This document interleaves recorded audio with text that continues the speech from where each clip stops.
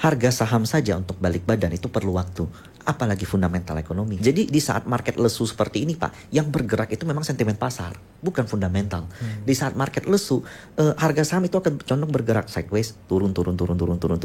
Nah, di saat seperti itu, sanggup nggak kalian nahan? Jadi kondisi market lah yang mengakibatkan banyak investor berubah metode atau cara pandangnya terhadap market. Ini company meskipun equity-nya negatif, meskipun nggak bagi dividen, meskipun earning-nya masih jelek, tapi growth-nya ke depan bisa seperti apa? Nah, itu yang sometimes yang sekarang orang big money kejar ke situ Pak. Tetapi sebenarnya saham-saham itu bisa masuk ke dalam indeks ini adalah karena fundamental juga kan? Karena fundamental juga. Makanya saya nggak setuju kalau seandainya dibilang sekarang lihat saham tuh nggak pakai fundamental. Enggak. Tapi perspektif fundamentalnya harus diubah.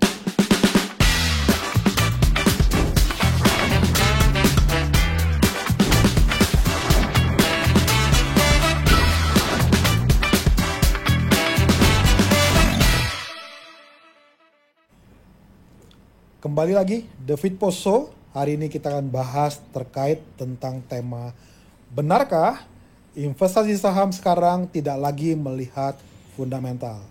Nah, pembicara yang kita undang pada hari ini seorang pemerhati market ya, yang sangat tepat dengan pengalaman belasan tahun di market, dan dia adalah seorang trader profesional.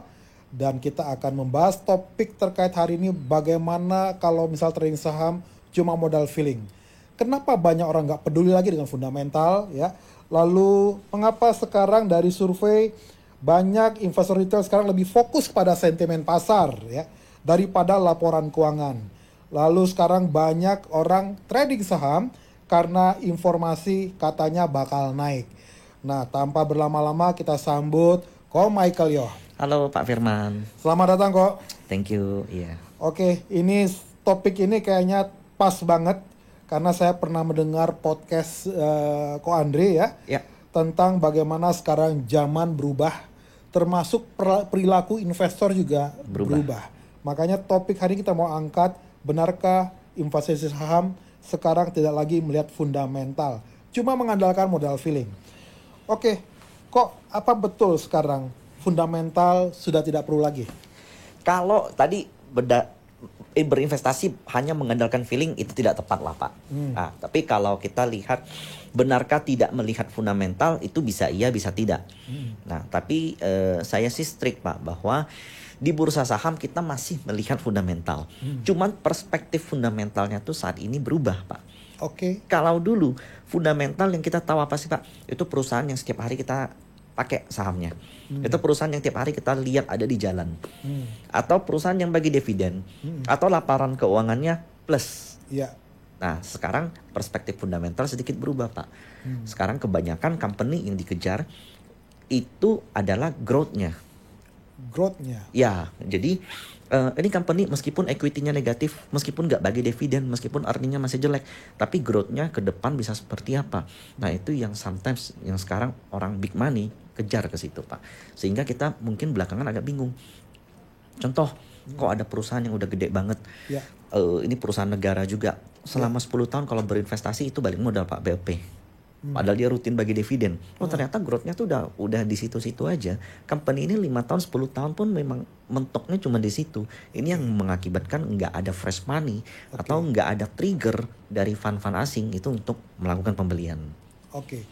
Oke, mungkin pemirsa yang mendengar podcast ini mungkin agak perlu dijelasin lagi kok.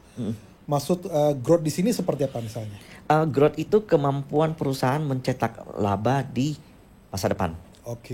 Nah, saya ambil contoh saat ini, mungkin kita lihat ya, company-company yang naik selama 1 tahun ke belakang itu kita nggak bisa batasin by sektor. Kalau dulu masih bisa Pak, konstruksi naik, konstruksi semua, properti naik, properti semua, consumer naik, consumer semua. Nah sekarang beda-beda Pak, yang naik itu sektor, bukan sektor per sektor, tapi saham per saham. Tapi kalau kita coba analisa ke belakang, saya sebut nama saham boleh Pak di sini? Boleh. Nah kita ambil contoh, tahun ini growth itu kan dipegang salah satunya BRMS, kita lihat. Kemudian sudah hampir menyentuh all time high di hampir angka 500 kalau nggak salah. Kalau kita lihat laporan keuangan BRMS naik, yes naik. QOQ naik, year on year naik. Tapi bukan itu justifikasi kenapa dia bisa harus naik dari 200-an, 300-an sampai ke 500. Itu naiknya 50% kurang lebih. Ternyata BRMS itu mendapatkan gold reserve. Jadi cadangan emas dia di tahun ini itu bisa meningkat berlipat-lipat daripada tahun lalu, Pak. Oke. Belum terreflek tuh di laporan keuangan. Nah, ini yang orang kejar, growth. Oke, jadi karena berita itu sehingga orang punya ekspektasi bahwa growth daripada perusahaan ini baik, bagus. Yes, betul. Oke. Tetapi yang sering kita temui bahwa banyak sekarang orang yang ada di market ya, kita lihat mereka juga kadang beli saham itu atau trading saham itu pakai feeling ya kok ya. Benar. Nah, berarti apakah ini bisa dalam kategori bahwa mereka juga tidak melihat fundamental, dan apakah jumlah yang orang model-model seperti ini lebih banyak daripada yang memperhatikan growth tadi? Saya nggak tahu Pak ya feeling yang dari setiap investor atau trader saat ini itu seperti apa. Tapi saya bisa katakan sometimes saya juga pakai feeling. Tapi feeling itu bisa lebih saya draw down lagi, bahwa feeling ini lebih ke alam bawah sadar saya, Pak.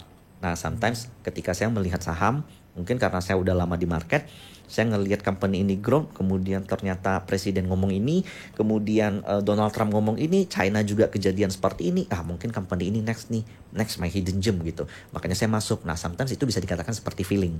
Oke. Tapi kalau feeling ini didasari dari pengalaman di market yang otentik, Pak. Contoh dari laporan keuangan, dari mikroekonomi, dari makroekonomi, dari flow, dari technical itu bisa juga. Nah, itu bisa kita asumsikan feeling, yaitu tidak salah. Tapi kalau feelingnya tuh ini ada 5 saham pejam mata, oh yang ini itu yang nggak bener, Pak. Oke. Jadi feeling itu lebih ke kalau feeling yang dilakukan oleh para profesional itu lebih ke alam bawah sadar, karena mereka udah pengalaman, udah terbiasa, nggak perlu mikir lama lagi. Oh, udah ketemu di sini gitu loh. Oke. Jadi dengar berita ini, lihat laporan keuangannya, barulah feelingnya dia main ya. Benar. Oh, ini sepertinya cocok nih. Benar. Seperti ini bisa nih untuk diinvestasikan. Karena gitu. itu kembali ke conviction kan, Pak. Oke. Nah, seberapa gede nih kita berani masuk suatu saham. Kalau kita udah punya feeling yang lumayan dan itu didasari oleh hal yang benar, maka conviction kita pun naik. Kita punya 1 miliar berani masuk 1 miliar, atau punya 1 miliar mungkin berani masuk agak gede gitu. Nah, terkait dengan sentimen pasar, kan biasanya sentimen pasar itu juga akan bergerak ya, atau timbul karena ada berita-berita yang sebenarnya market udah tahu nih. Ya. Nah, apakah ini bisa menggeser bahwa fundamental udah nggak dilihat lagi sekarang, tapi orang lebih cenderung kepada sentimen pasar? Saat ini tuh Pak ada data yang saya bisa tampilkan bahwa 60% sampai 70% jumlah uang yang ada di dunia di pasar modal itu digerakkan berdasarkan pergerakan sebelumnya. Jadi ini jumlah fund aktif. Saya sebut ini tuh fund aktif dan fund pasif. Jadi jumlah fund pasif yang ada saat ini di dunia itu udah melebihi fund aktif. Fund pasif. Ya, maksudnya fund pasif. Nah, apa? saya ambil contoh seperti ini. Saya dan Pak Firman setiap hari diskusi. Ya. Saham ini yang bagus bulan ini dia bakal growth-nya bagus, earning-nya bakal oke, bagi dividennya bagus, kita beli, Pak. Itu kita melakukan tindakan aktif, Pak. Oke. Ya. Tindakan Itu namanya investasi fund yang aktif. Itu aktif, tindakan aktif. Nah, sementara kalau untuk fund pasif, dia menggunakan metode indexing, Pak. Contoh, ketika kita let's say ada satu saham yang masuk ke LQ45, contoh. Mau nggak mau fund manager harus beli LQ45 dong, suka nggak suka. Karena benchmark dia adalah indeks. Jadi karena dia adalah seorang fund manager dan dia metodenya adalah pakai indeks, ada satu saham, contoh kita sebut sama AAD contoh, kan belum masuk LQ45. Jika AAD naik terus kemudian dimasukkan ke LQ45, ini contoh doang ya. Saya sebagai seorang fund manager itu mau nggak mau harus beli AAD juga. Karena kalau saya nggak beli, LQ45 naik, porto saya diem nanti. Nah, saya bisa ditanya itu sama komunitas investasi, atau saya bisa ditanya tuh sama nasabah-nasabah, kok LQ45 naik, kalian gitu-gitu aja. Karena saya nggak ikutan beli ADI kan, jadi mereka mau nggak mau harus beli. Nah, ini tindakan yang disebut dengan pasif. Oke. Nah, jadi jumlah fund pasif dan aktif saat ini lebih besar adalah fund pasif. Oke. Berarti ibaratnya bahwa mereka yang pasif fund ini adalah mereka yang investasi, mereka tapi menggunakan pola indeks. Menggunakan metode indexing. Menggunakan indexing. Oke. Tetapi sebenarnya saham-saham itu bisa masuk ke dalam indeks ini adalah karena fundamental juga kan? Karena fundamental juga. Makanya saya nggak setuju kalau seandainya dibilang sekarang lihat saham tuh nggak pakai fundamental. Enggak. Tapi perspektif fundamentalnya harus diubah. Tapi kita melihat seperti kemarin ada saham-saham ya penyebutan nama saham di sini bukan untuk ajakan membeli atau menjual, tetapi lebih ke arah kita diskusi dan pembelajaran. Ko Michael, seperti kemarin kan ada saham, ya kita sebutlah sahamnya Pak Pepe. Itu kan naiknya kenceng sekali. Tiba-tiba keluar dari MSCI. Wah, itu indeks kan satu hari bisa sempat koreksi dalam kan. Nah, itulah wajah bursa kita tanpa saham konglomerat sekarang. Karena saham konglomerat itu kan market cap-nya gede, Pak ya. Padahal aslinya aset mereka nggak segede itu. Nah, cuman metode indexing kita, metode perhitungan IHSG kita itu kan berdasarkan market cap, bukan berdasarkan aset. Oke. Nah, berarti terkait dengan isu yang berkata bahwa sekarang kalau misalnya investasi nggak lihat fundamental, sepenuhnya nggak benar. Nggak sepenuhnya benar. Nah, karena intinya adalah sebenarnya ada passive fund yang bergerak atau mereka investasi, mereka lebih melihat kepada indexing. Betul. Di mana itu sebenarnya fundamental juga. Sehingga dia bisa masuk ke dalam indeks itu. Betul.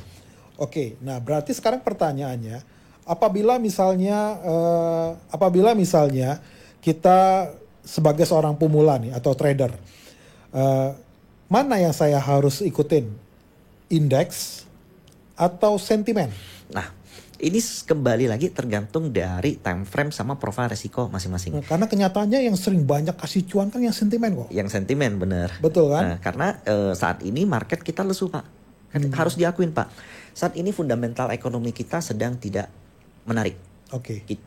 Ekonomi kita 6 bulan ke belakang kita terjadi deflasi, Pak.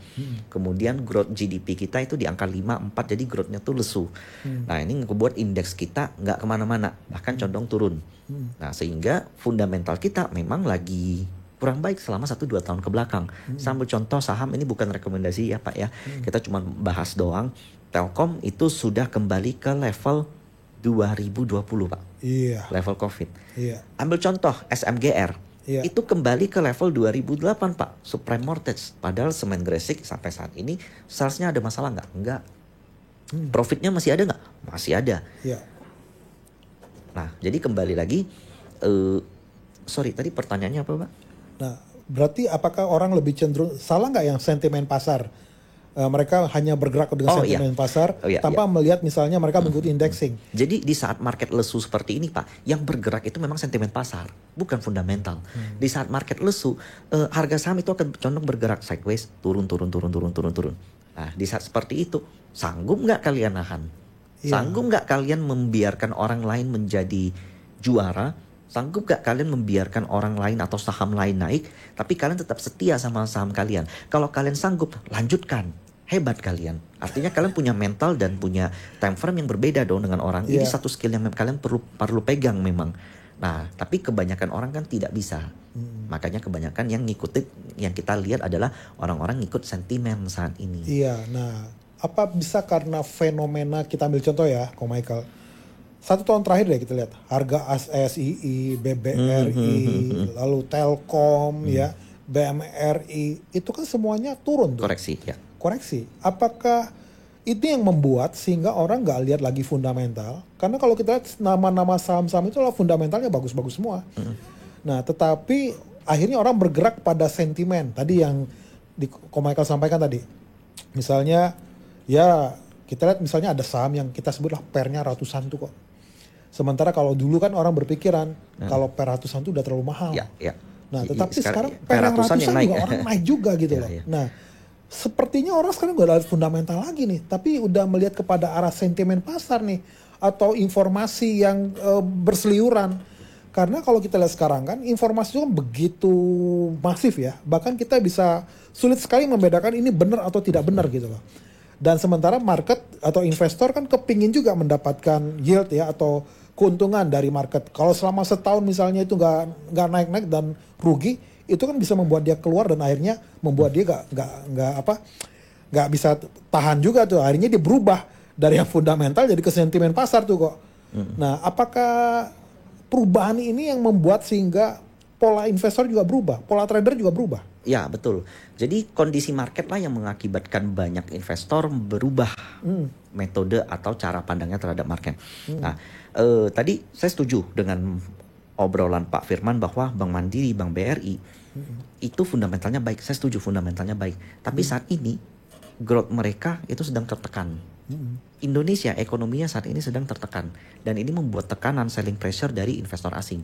Ketika investor asing melakukan taking profit atau kabur dari Indonesia dan mereka pindahin itu ke indeks yang lebih menarik, salah satunya di Amerika, Dow Jones, karena selama 1-2 tahun ke belakang mereka menarik.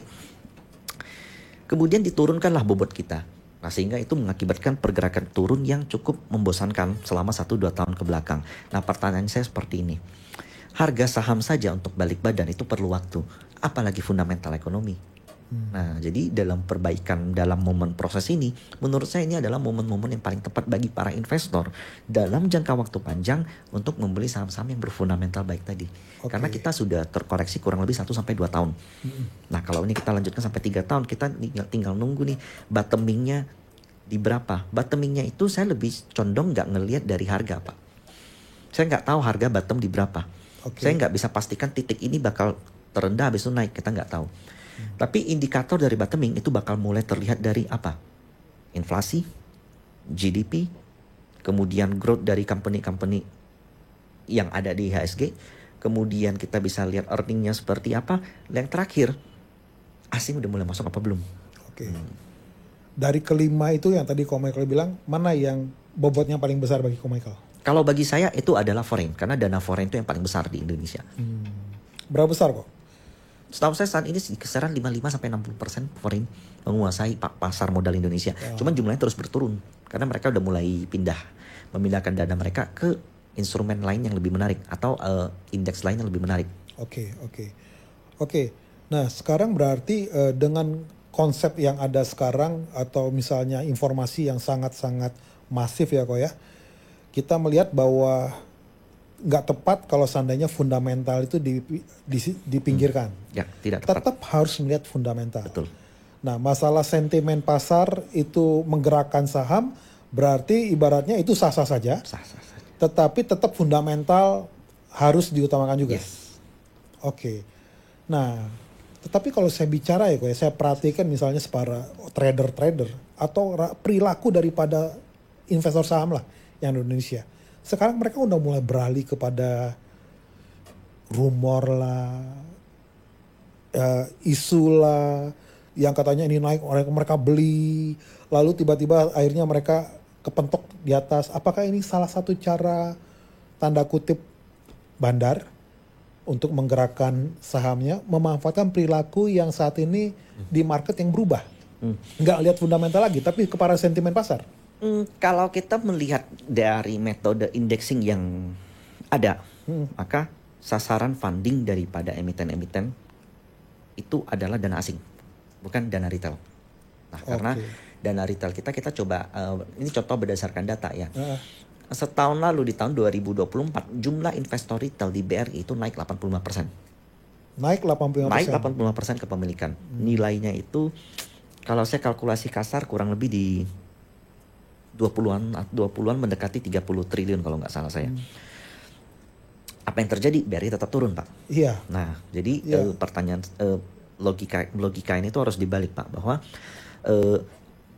harus diakuin setiap hari saham yang naik tuh ada aja. Nah, teman-teman tuh harus tahu agenda dari saham naik ini tuh apa. Ada nggak saham yang naik agendanya itu untuk dibuang ke retail?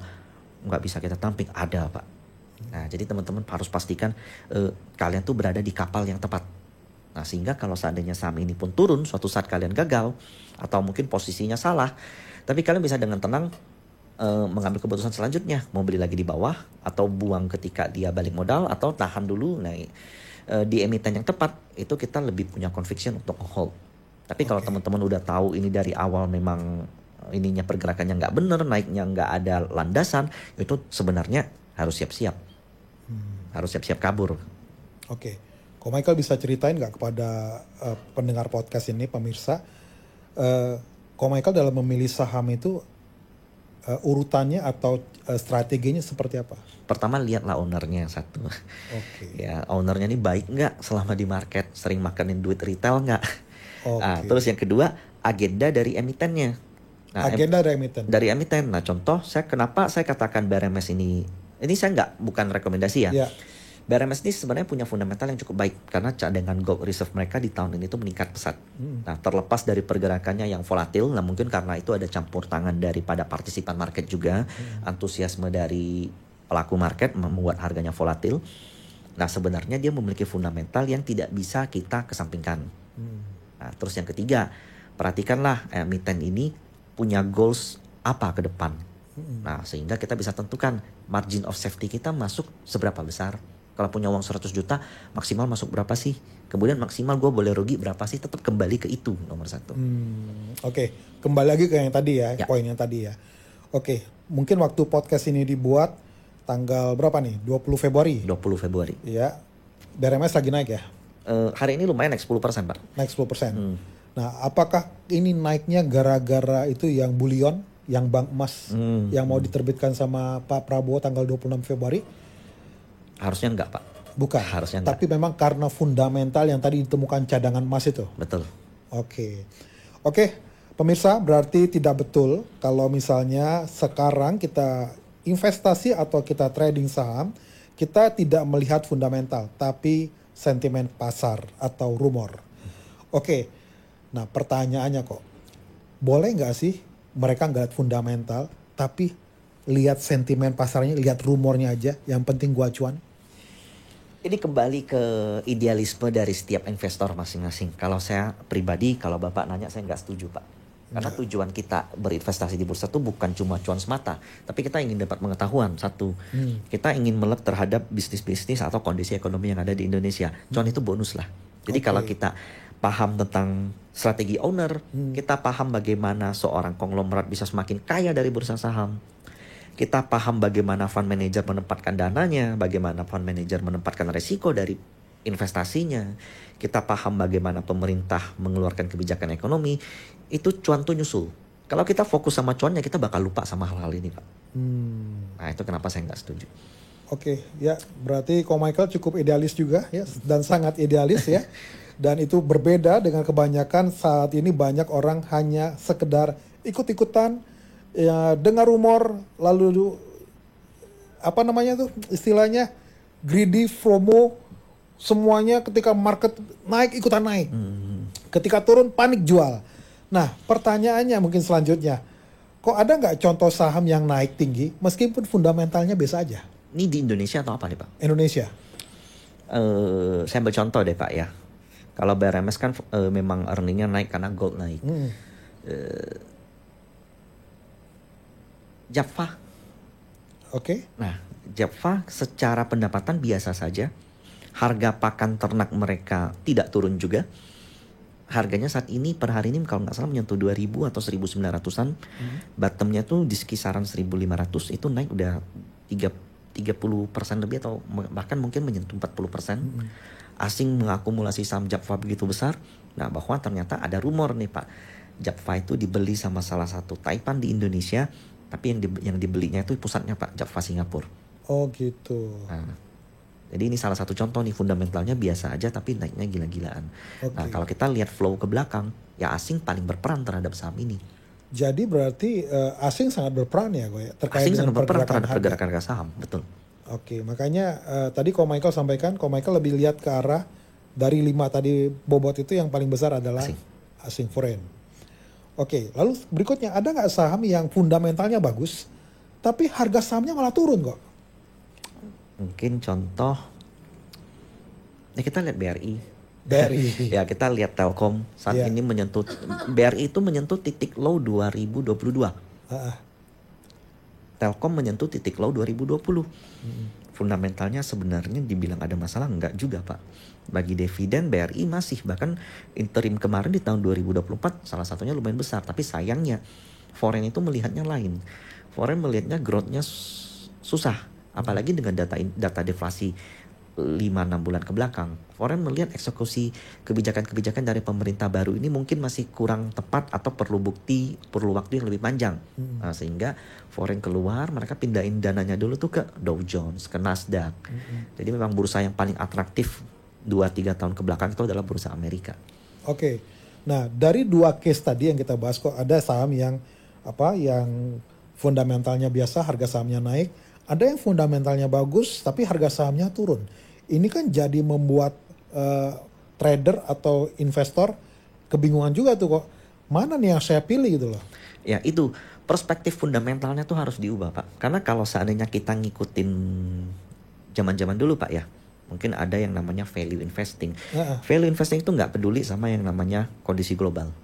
Selama PBV-nya murah beli tinggalin.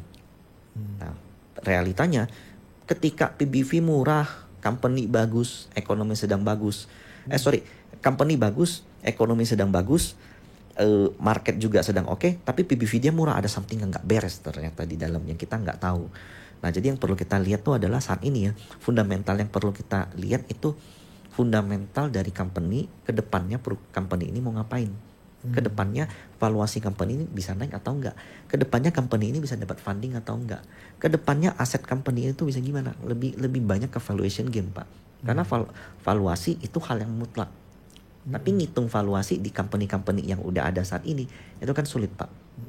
Nah. Oke, berarti fundamental saat ini yang tercermin dari laporan keuangannya itu walaupun jelek atau misalnya bagus, kita nggak bisa melihat bahwa atau misalnya mengatakan bahwa saham ini jelek atau baik tanpa misalnya memperhatikan tadi yang terkait yang plan ke depan. Plan ke depan betul. Karena laporan keuangan itu kan pas Pak. Ya, laporan Q4 keluarnya di bulan Februari bayangkan. Itu udah lewat setengah tahun sebenarnya. Sementara para analis, para pelaku market tidak bereaksi berdasarkan laporan keuangan yang udah keluar biasanya. Mereka bereaksi terhadap laporan keuangan yang akan keluar. Oke. Kan ada namanya MH, efisiensi market hipotetik. Dikatakan kalau misalnya bahwa harga saham itu mencerminkan semua informasi yang ada di market. Iya. Nah, berarti informasi terkait laporan keuangan, informasi terkait dengan misalnya akan adanya corporate exit dari emiten tersebut, itu udah otomatis secara langsung pasti akan menggerakkan harga saham tersebut. Betul.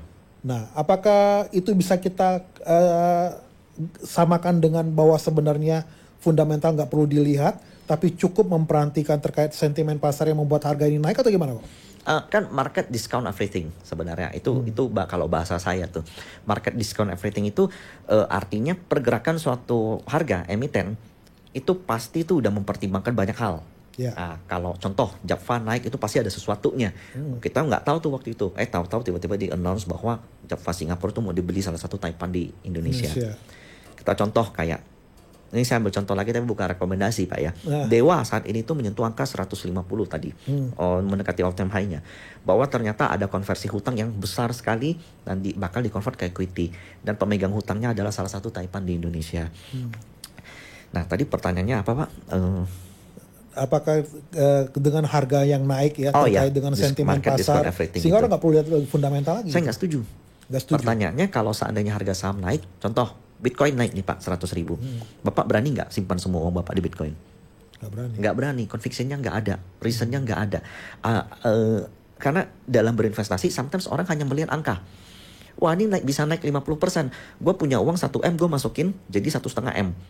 Tahun depan itu dari 1,5 M naik 50% lagi itu jadi 2,2 M. Pertanyaannya investasi itu bukan soal angka doang. Investasi itu juga soal emosi kita. Investasi itu juga soal convictionnya kita. Kita bisa mendapatkan conviction kalau orang ya menempatkan dananya besar hanya berdasarkan pergerakan angka Pak. Hanya karena plus 20%, plus 30% saya masuk semua. Itu berbahaya sekali. Kamu nggak ngelihat, conviction kamu kalau hanya berdasarkan angka itu berbahaya. Conviction itu harus berdasarkan fundamental. Oke. Nah sekarang pertanyaannya, apa bahayanya jika kita investasi di saham tanpa fundamental? Karena investor itu kan pasti bakal kejebak Pak. Investor itu kan suatu saat pasti bakal buat kesalahan. Nah, kesalahan yang kamu buat jika itu dilandasi oleh fundamental, kamu masih akal tenang, uang kamu nggak hilang gitu. Company-nya jelas kamu beli. Nah, tapi kalau tanpa fundamental, hanya sekedar naik, kamu beli, kamu gede di atas, kemudian ternyata itu adalah pucuk atau itu adalah kondisi yang tidak tepat, uang kamu bisa habis. Karena fundamentalnya jelek. Karena fundamentalnya nggak ada. Karena bagaimanapun orang pasti akan melihat fundamental. Akan melihat fundamental. Harganya seberapapun bagusnya tingginya, karena fundamentalnya nggak sesuai, pasti itu akan menyesuaikan kepada. Betul. Karena indeks minus 1%, indeks minus 22%, indeks merah, tetap aja ada 5 saham yang naik pasti di atas 10% tiap hari. Nah, kalau kamu hanya melihat itu, kamu bakal kejar semua itu, Pak. Kita bakal kejar semua yang naik tiap hari. Kita bakal kejar semua yang naik tiap hari. Sementara kita perlu filter. Filter yang benar itu dari fundamental. Berarti beresiko dong ya kalau misalnya kita ikut-ikutan membeli saham karena yang sedang viral. Betul. Boleh kalau seandainya memang reasonnya itu tepat. Oke. Tetapi boleh nggak, sah nggak misalnya mereka banyak orang nih trading di saham Bursa Indonesia, beli saham cuan TP tanpa lihat fundamental. Sah-sah saja sih, Pak. Nah, cuma nanti yang model begini pasti akan hilang sendirinya. Hilang sendirinya, betul. Karena fundamental lah yang nanti akan menghukum harga tersebut. Betul sekali, Pak. Oke. Nah, Ko Michael, kan ada Ko Michael udah di market udah belasan tahun. Nah, pertanyaannya, Ko Michael terpengaruh nggak dengan kenaikan harga yang misalnya yang bergerak tanpa fundamental, lalu harga yang turun karena walaupun fundamentalnya bagus. Apa yang membuat Ko Michael tuh tetap berpegang pada yang tadi tuh, pada prinsip itu? Saya selalu cari benang merah, Pak. Jadi ketika ada satu emiten yang naik 20%, 30% atau udah lebih dari 50%, saya yakin tuh ada something di dalam. Nah, kemudian saya bakal coba cari tahu pola akumulasinya seperti apa, transaksinya gede atau enggak. Kemudian broker-broker yang mengakumulasi ini ada agenda tertentu atau enggak. Terus yang paling penting lihat ownernya, lalu lihat emitennya. Biasa dari situ bakal ketemu tuh benang merahnya, Pak. Apakah dia bakal ada corporate action atau ada contoh biasa ada reg issue atau ada in-bank asset atau mungkin ada backdoor listing. Nah, hal inilah yang boleh kita pegang karena owner mau ngapain.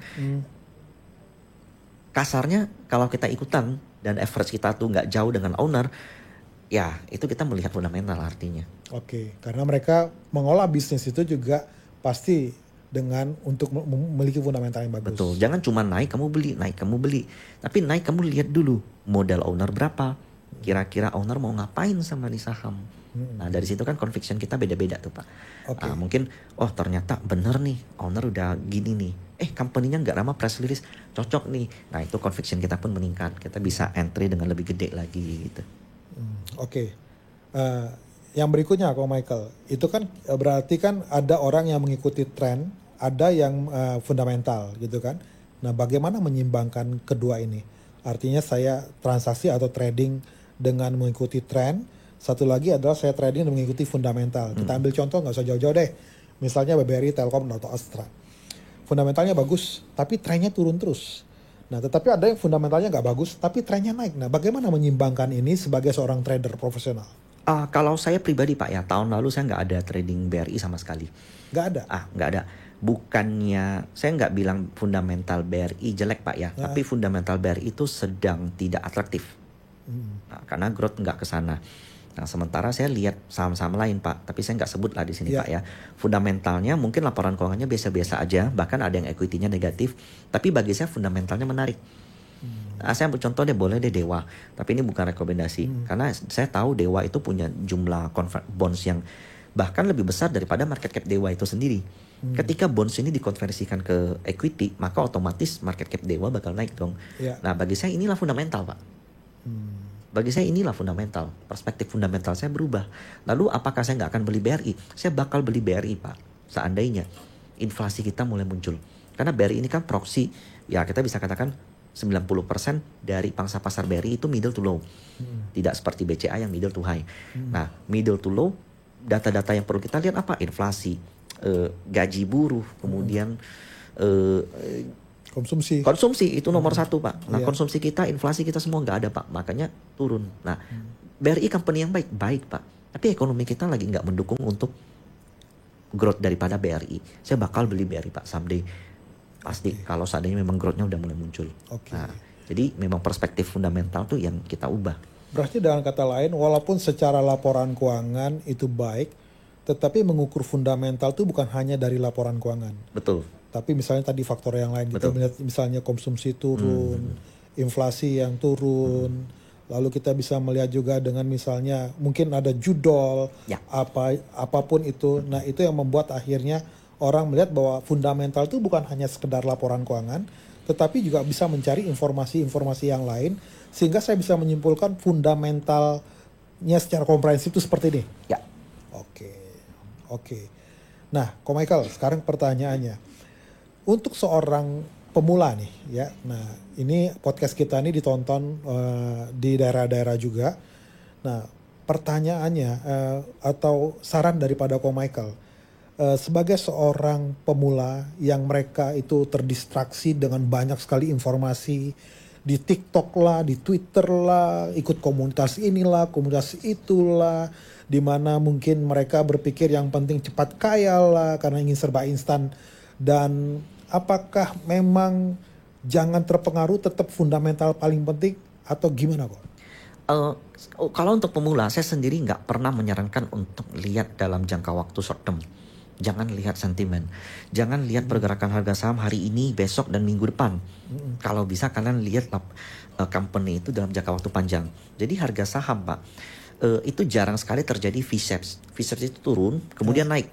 Harga saham untuk balik arah, reversal, itu perlu seperti kapal berbalik, Pak. U-turn. Harga saham saja U-turn, apalagi ekonomi. Nah, ekonomi kita selama 1 tahun ke belakang memang lagi melemah. Nah, tahun ini kalau eksekusi program-program yang dijalankan pemerintah itu baik, harusnya akan mulai membaik. Nah, sehingga tahun depan harusnya proyeksi saya adalah perbankan kita pulih. Tahun ini adalah bottoming. Nah, untuk time frame yang 2-3 tahun seperti ini, janganlah lihat harga sahamnya besok. Jadi, ini kok MBA bilang ada potensi reversal nih tahun ini. Wah, kok BRI besok masih minus 2%? Ya nggak bisa kayak begitu, Pak. Karena kita mesti punya time frame, spread harga yang jauh lebih besar. Nah, ketika kita melihat spread angka yang lebih besar, apa yang harus kita lakukan dengan uang kita? Ya belanjanya itu harus pakai konsep DCA, Pak. Bukan lump sum. Jadi dollar cost averaging. Kita punya uang 100 juta. Jangan langsung beli 100 juta. Kalau yang lump sum seperti itu kamu harus lakukan di obligasi, di surat hutang, Pak, karena semakin cepat semakin baik. Ada sifat bunga compounding. Semakin lama kamu hold semakin baik. Tapi kalau saham, karena pergerakan fluktuatif dan dinamis, yang kamu harus lakukan adalah melihat momentum market. Meskipun harus diakuin, kita nggak mungkin bisa 100% lah ngelihat momentum market. Tapi kan kita bisa melihat indikator ekonomi, kita bisa melihat berita-berita ekonomi, kita bisa mengikuti kondisi ekonomi yang ada di negara kita. Nah, dari situ kita tempatkan posisi kita dengan bijak. Berarti dollar cost averaging ini tapi harus pada saham yang fundamental bagus berarti. Betul. Ya? Karena kalau misalnya dia terus membeli ketika harga turun, juga. fundamental jelek, sumbang uang ke market. Oke. Nah, berarti sekarang pertanyaannya kok, untuk melihat misalnya saham-saham yang fundamental bagus, selain laporan keuangan, kira-kira apa yang harus mereka miliki? Dividen, Pak. Dividen? Yes. Jadi untuk mereka yang misalnya pemula, mereka carilah saham-saham fundamental bagus. Dividen, selain laporan keuangan, berarti lihat histori pembagian dividennya. Yes, betul. Pembagian dividennya. Nah, mungkin bisa di-spill nih. Yang dividen yang bagus, yang kira-kira besar sama apa kok? Mungkin yang saya lihat salah satu yang menarik tuh AAD, Pak, atau saham-saham di sektor batubara, karena terkenal membagi dividen yang cukup besar. Dan jadi selama kita melakukan akumulasi, kita dapat uang tunggu nih, Pak. AAD itu kemungkinan kalau bagi dividen ya yieldnya tuh 5-15% mungkin. Nah, jadi selama periode kita akumulasi itu kita juga dapat hadiah dividen. Dividennya kita bisa gunakan untuk mungkin pakai keperluan pribadi atau beli lagi sahamnya. Nah, sehingga harga call pulih, nah itu otomatis yang kita incar nanti ke depannya kan adalah capital gain. Oke. Nah, sekarang pertanyaan selanjutnya, adakah strategi khusus bagi investor pemula yang bingung antara misalnya, pertanyaan mungkin begini, fundamental itu ada aliran yang berbeda-beda nggak kok? Betul, banyak sekali, Pak. Ada value investing, ada growth investing, ada pakai metode index investing.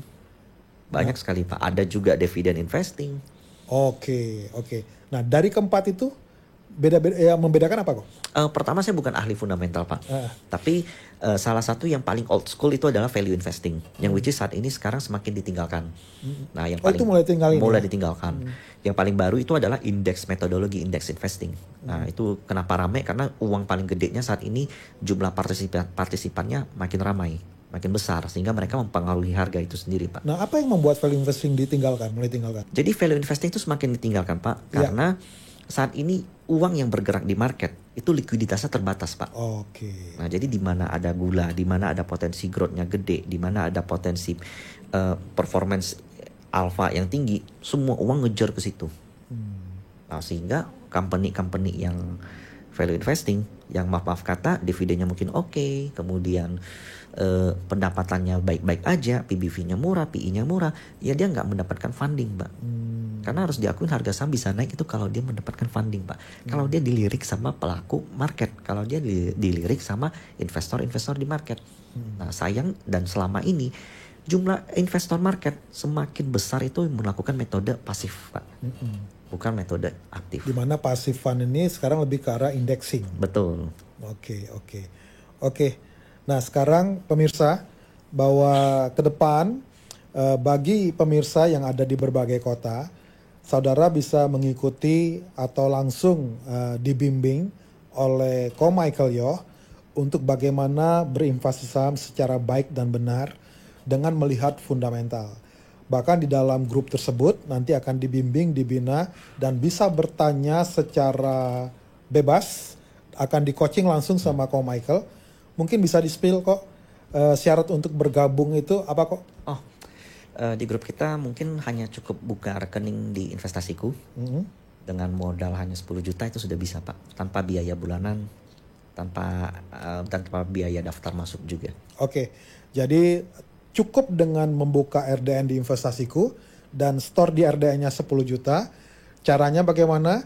Tinggal scan barcode yang ada di layar. Teman-teman bisa menjadi seorang profesional trader yang berhasil seperti Ko Michael yang dari Pontianak. Jadi nanti kita akan temukan Ko Michael yang lain yang dari Palembang, yang dari Medan, atau yang dari kota-kota kecil lainnya. Tinggal scan barcode yang ada di bawah. Ko Michael, terima kasih. Terima kasih, Pak Firman. Ini satu kesempatan yang luar biasa, informasi yang luar biasa. Dan mungkin nanti ada topik-topik selanjutnya yang kita bahas yang bisa menjadi sesuatu referensi untuk pembelajaran bagi seluruh pemirsa daripada podcast The Fit Post Show. Dan sekali lagi terima kasih Ko Michael. Terima kasih. Oke, sampai jumpa di topik berikutnya. See you.